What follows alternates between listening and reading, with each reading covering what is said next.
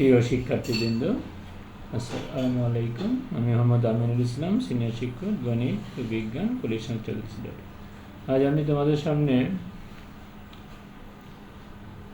সাধারণ গণিত বইয়ের 16তম অধ্যায়ের যে মৌলিক বিষয় নিয়ে তোমাদের সামনে হাজির হয়েছি। আজকের পাঠ হচ্ছে আমাদের ত্রিভুজ, চতুর্ভুজ ও বৃত্ত। আজকের পাঠে তোমরা ত্রিভুজ, চতুর্ভুজ ও বৃত্তের বৈশিষ্ট্য বর্ণনা করতে পারবে এবং ত্রিভুজ, চতুর্ভুজ ও বৃত্তের পরিসীমা নির্ণয় করতে পারে। যে বিষয়গুলো আজকে আমরা আলোচনা করতেছি সেগুলো আসলে এমসিকিউর জন্য খুব আমাদের কাজে লাগবে এবং সিকিউর যে প্রশ্ন বুঝতে তোমাদের এগুলো খুব বিশেষভাবে সহায়তা করবে।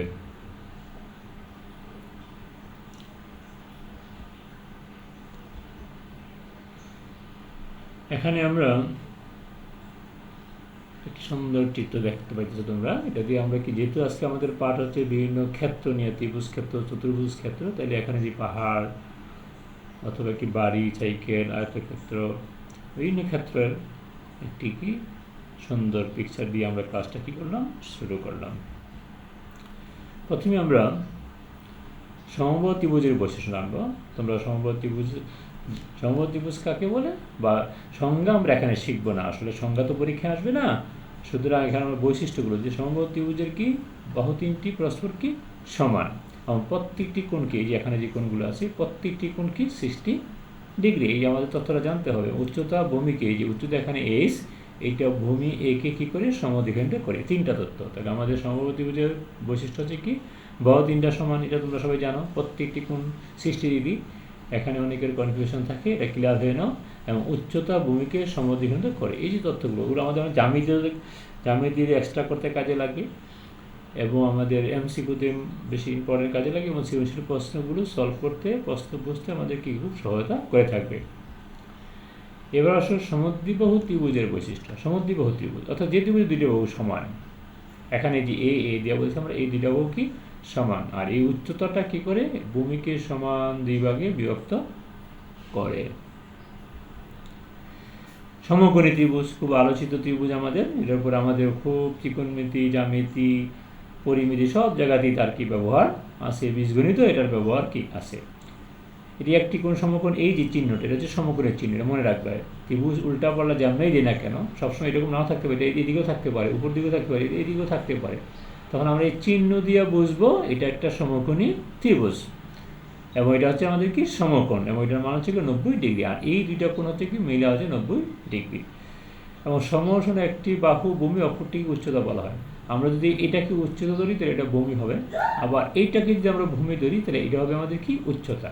তাহলে ভূমি বলতে সবসময় নিচ্ছে একটা বিষয়টা এরকম নয়, যে কোনোটা ভূমি হতে পারে। আর এটা হচ্ছে আমাদের অতিভুজ, অর্থাৎ এই সমকোণের বিপরীত বাহুটা হচ্ছে আমাদের অতিভুজ।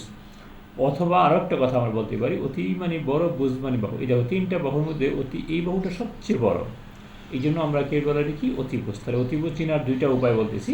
নাম্বার 1 সমকোণের বিপরীত বাহু, আর নাম্বার 2 যে বাহুটা সবচেয়ে বড়।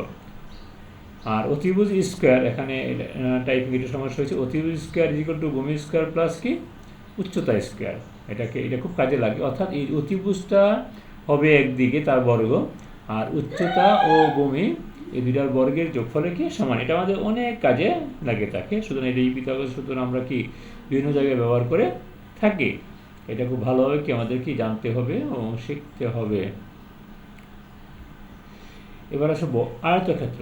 আয়তক্ষেত্র আয়তক্ষেত্র একটি চতুর্ভুজ, আমরা জানি, যার চারটা বাহু তাকে বলে চতুর্ভুজ। এটা বিপরীত বাহুদের পরস্পর সমান এবং সমান্তরাল।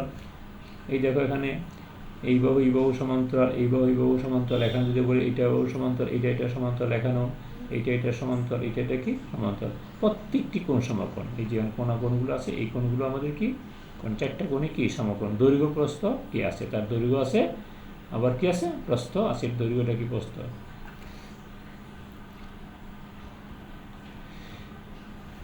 ট্রাপিজিয়াম, এটা অনেকেই এড়িয়ে যাও। ট্রাপিজিয়াম দেখো, ট্রাপিজিয়াম হলো একটি চতুর্ভুজ ক্ষেত্র যার দুটি বাহু সমান্তরাল, উচ্চতা হলো সমান্তরাল বাহু দুটি লম্ব দূরত্ব।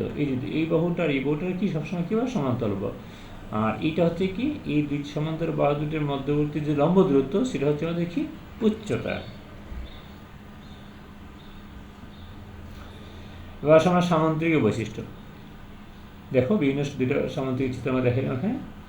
বিপরীত বাহুগুলোর সমান্তরাল। এই যে এই বাহুটার সমান্তরাল, আর এই বাহুটা আর এই বাহুটা কি সমান্তরাল। এখানে হচ্ছে এই বাহু আর এই বাহু সমান্তরাল, আর এটা কি সমান্তরাল। এটা হচ্ছে তার কি উচ্চতা। এই কৌণিক বিন্দু থেকে, যে কোনো কৌণিক বিন্দু থেকে বিপরীত বাহুর উপর যে লম্ব, সেটা হচ্ছে তার কি উচ্চতা। দৈর্ঘ্য দুটি কি লম্ব দূরত্ব। অথবা যদি আমরা এখান থেকে অ্যাড করতাম, তাহলে এই বাহুর লম্ব অ্যাড করতাম। ঠিক আছে, তাহলে যে কোনো কৌণিক বিন্দু থেকে তার ঠিক বিপরীত বাহুর উপর যে লম্ব দৈর্ঘ্য, সেটা হচ্ছে কি সামান্তরিকের উচ্চতা। এবার আসো রম্বস। রম্বস হচ্ছে কি, এটাও একটি রম্বস হলো একটি কি সামান্তরিক ক্ষেত্র, মনে রাখবো। কিন্তু রম্বস একটা কি সামান্তরিক ক্ষেত্র। চতুর্ভুজ তো অবশ্যই সবাই চার বাহু আছে। চার বাহু সমান, কোণগুলো সমকোণ নয়। হ্যাঁ, এটা বাহু চারটা সমান, কিন্তু কোণগুলো কি সমান নয়। কোণগুলো সমান নয় রম্বসে। এটি হলো একটি ব্যতিক্রম কি বৈশিষ্ট্য বর্গক্ষেত্রের সাথে আমাদের। এটা বর্গক্ষেত্র চার বাহু সমান, প্রত্যেকটি কোণ সমকোণ, দৈর্ঘ্য প্রস্থ কি সমান। এই চার বাহু যে এরিয়া বুঝিলাম না, সবগুলো বাহু কি সমান, এবং প্রত্যেকটি কোণ কি আমাদের কি সমকোণ।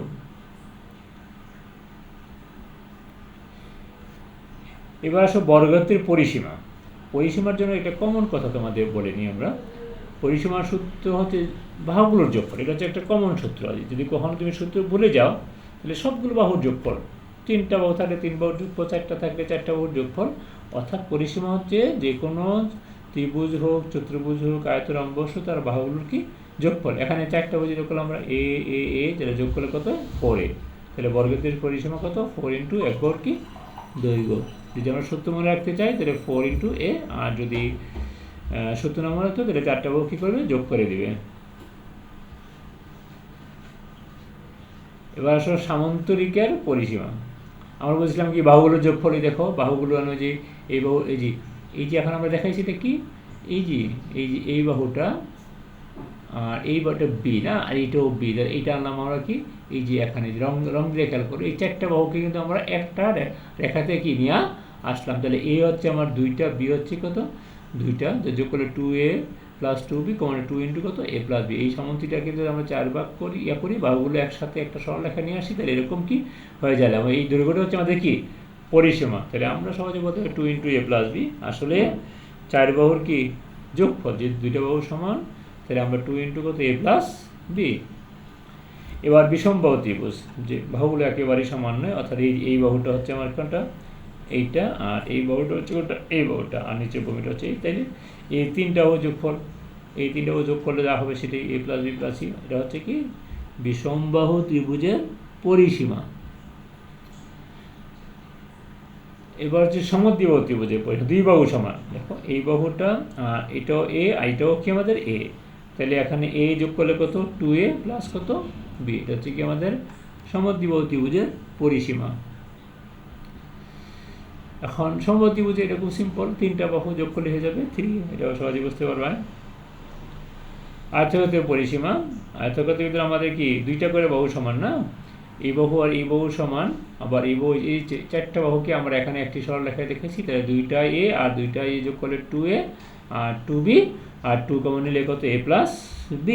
তাহলে 2 × a + b, অথবা 2 × দৈর্ঘ্য যোগ কি প্রস্থ। এটা হচ্ছে আমাদের কি আয়তক্ষেত্রের পরিসীমা। এবার ট্রাপিজিয়াম ক্ষেত্রের পরিসীমা। এটাও বাহুগুলো যোগফল। এই যে ট্রাপিজিয়ামের 4টা বাহুকে আমরা একটি সরলরেখা দেখালাম। তাহলে এখানে কে কি আছে, a d b c যোগ করে দিলাম, অর্থাৎ 4 বাহুর কি যোগফল। এটা কমন সূত্র।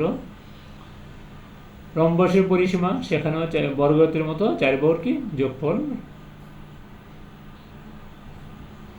হ্যাঁ, এবার আসলে বৃত্ত, খুবই ইম্পর্টেন্ট একটা বিষয়।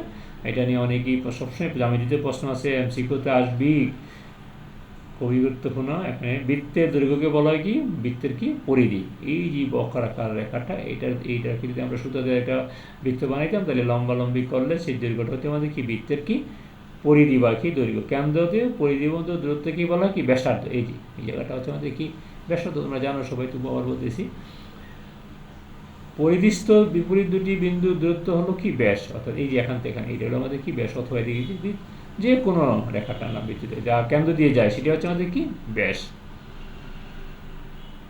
আর ব্যাস সমান 2 × কত আর 2r, তাহলে ব্যাসার্ধের কি দ্বিগুণ। আর পরিধিকে আমরা বলি কত 2π, আর পায়ের মান কত পরিধি বাই ব্যাস। পায়ের মান কি 3.1416 পাই। একটি অমূলত সংখ্যা। অনেক সময় আমরা কি 22/7ও কি বলে থাকে।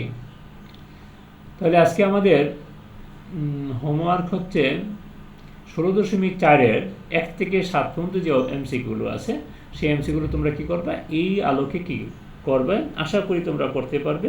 সকলকে ধন্যবাদ জানিয়ে আজকে এখানেই শেষ করছি। আল্লাহ হাফেজ।